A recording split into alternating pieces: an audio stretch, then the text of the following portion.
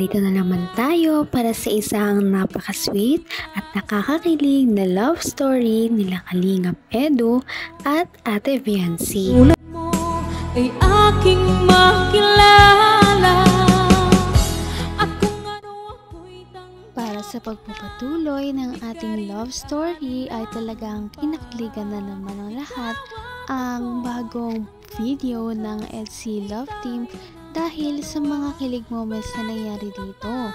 Ang kanilang pinuntahan ay simple lamang dahil ito nga ang bahay na ipinapagawa ng Kalingap Team at ng kanyang mga sponsors para kay Ate Viancy at sa kanyang pamilya. Pagpunta niya doon ay nagbigay pa siya ng napakaraming pagkain para sa mga karpintero at maliban doon ay nag-usap pa sila ni Kalingap Edu. Marami silang mga napag-usapan tungkol sa kanilang love team at ito na nga ang mga nangyari at mga pinag-usapan nila noong araw na yon.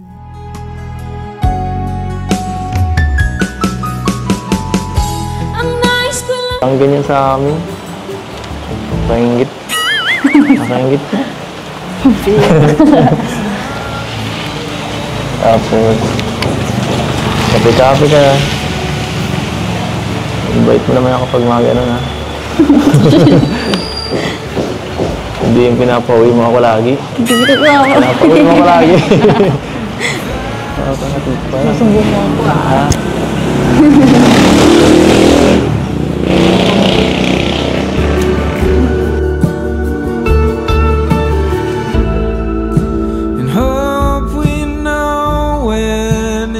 Hindi ko pa talaga akalain na magkakaroon ng ganito kalaking bahay. Huh? Kaya nga eh. Ang alam ko lang po talaga yun.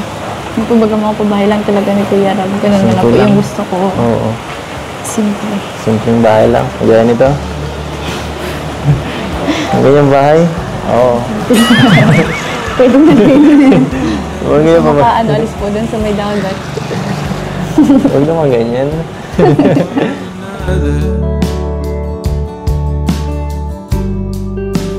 Just another project. Grabing ng ano, ang bilis. Isang taon lang may bahay ka na. Pinagkikirapan to ng iba, tapos instant. Grabe. Pangarap to ng iba. Mayroon ka na. Diba? Di mo na ito problemahin. Pangarap ko lang din. So, may bahay ka na. Wala ka na. Baka di ka naganahan yan. Di ka naganahan sa ibang ano mo. Di ka na ma-motivate. Okay na ako dito. Sila na lang ako dito sa bahay ko. Ano sunod mo? Gusto ko pa rin po magkaroon ng yung sarili ko. Alam naman natin lahat na ang talagang ultimate na pangarap ni Ate Viancy ay ang magkaroon sila ng sarili nilang bahay na malayo sa dagat dahil ito nga ay nagdadala sa kanila ng anxiety dahil palagi na lamang silang nag-aalala tuwing yung mga bagyo ay baka maapektuhan sila. Nagkikirapan to ng iba, tapos instant. Grabe. Pangarap to ng iba. Mayroon ka na. Diba? Di mo na ito problemahin. Pangarap ko lang din. So, may bahay ka na. Wala ka na. Baka di ka naganahan yan. Di ka naganahan sa ibang ano mo. Di ka na ma-motivate. Okay na ako dito. Sila na lang ako dito sa bahay ko. Ano gusto ko sunod pa rin mo? po magkaroon ng yung sarili ko. Sarili ano? Sa bagay. Anong sunod na pangarap mo? Siyempre,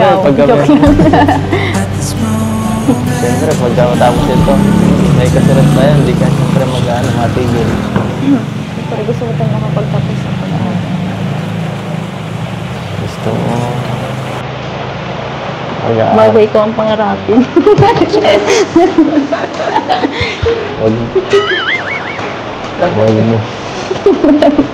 Tangilig. Pinagluloko mo ako eh.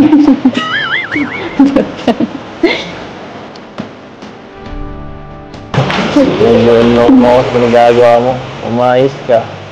Baka Baka baka maulit niya sa dagat. Joke lang. Kinilig ka pa naman eh. Kinilig ka nun eh. Kinilig ka na. Kinilig ka na. Pag tumawa, totoo.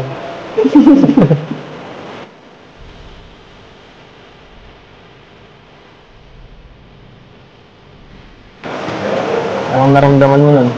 Siyempre. Kung ano ka? Kung nabiya ka nung halik. Sa tan.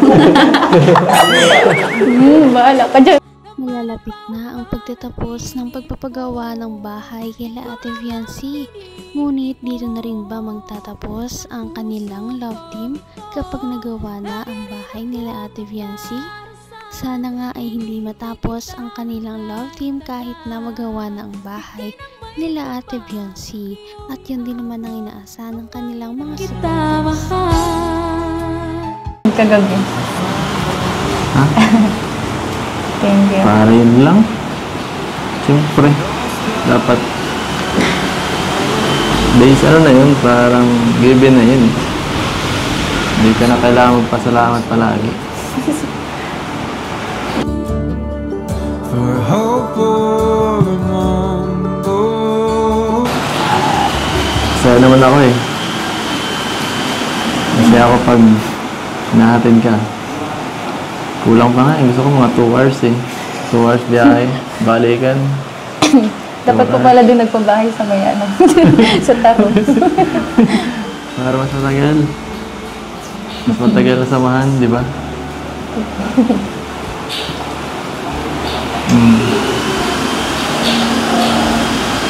Hambang buhay na akong driver ngayon. Sa drive. Sabi mo, boss ako. Pero ikaw naman nasusunod eh.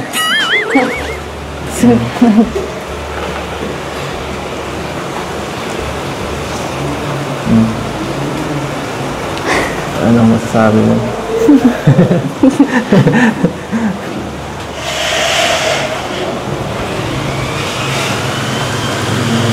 Ay. Ganda naman dito sa kwarto niyo, no? Nakaka-relax dito. Siguro lalo na pag natapos na to, sobrang ganda nito pag may ano na, kompleto na lahat. Siguro. Ganda na nga Gusto po. ko Hindi tumambay natapos. dyan. Gusto ko tumambay dyan. Ganda. Huwag ka lang tatalon dyan, mataas yan. Hindi mo na kumatalon. Mataas yan. Ay. Saan ka ba nakatig? Napakabait talaga ni Ate Fiancé dahil kahit gaano na karami ang nangyayaring maganda sa kanyang buhay ay hindi niya nakakalimutan na magpasalamat sa mga taong responsable sa mga natatamo niya sa kanyang buhay. Kaya naman pinasalamatan niya si Kalingap Edu sa mga dinulot nitong maganda sa kanyang buhay. Abot kamay na kita. Hindi yung pinapauwi mo ako lagi. Dito ko ako. Pinapauwi mo ako lagi. Nakakatid pa. Masumbong mo ako.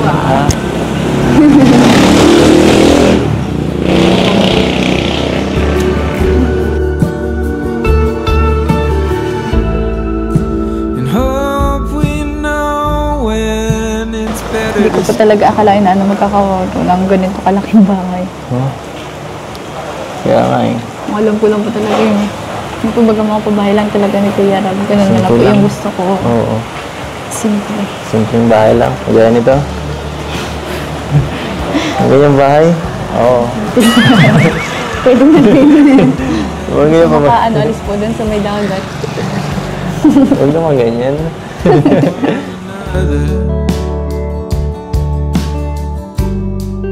Are we just another project? Grabing ng ano. Ang bilis. Isang taon lang may bahay ka na. Pinaghihirapan to ng iba. Tapos, instant. Grabe. Pangarap to ng iba. Mayroon ka na. Di ba?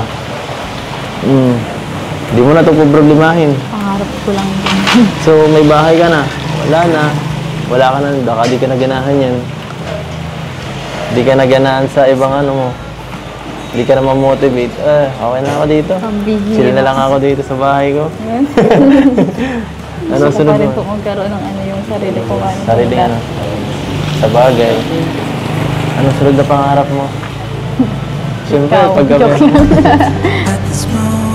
Siyempre, pagka matapos ito, may kasunod na yan. Di ka siyempre mag-ano, matigil.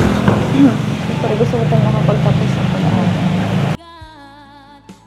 Sana nga ay magawa na ang bahay nila Ate Biancy para hindi na talaga sila mag-alala kapag darating yung mga araw na katulad niyan ay bumabagyo. Sana ay maayos ng kanilang bahay para makalipat na ang kanilang buong pamilya at mas maging maginhawa na ang kanilang pamumuhay simula ngayon. Napaka-sweet talaga nila at napakabait ng tambalang ito kaya maraming sumusuporta. Kaya naman sana ipatuloy natin silang suportahan at mahalin si Biancy, si Kalingap Edu at ang Kalingap team. Yun lamang at maraming salamat sa panonood. Abangan natin kung magkakatuluyan ba talaga si Kalingap Edu at Biancy. Hanggang sa muli. Bye! Ngayon'y abot